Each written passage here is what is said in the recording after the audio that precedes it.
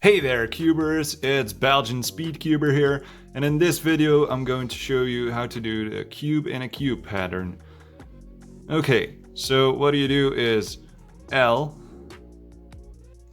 B, L, U invert it, front, U, L2, B2, U invert it, B invert it, R, D invert it, R invert it, B2, U.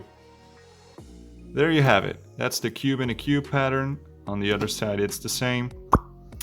I hope you liked this video. If you do, give it a thumbs up. I'll be doing more easy Rubik's Cube patterns. If you want to buy any of these cubes you've seen in this video, I'll put a link in the description. You can buy them at Cubes UK, where I have a discount code BelgianSC5.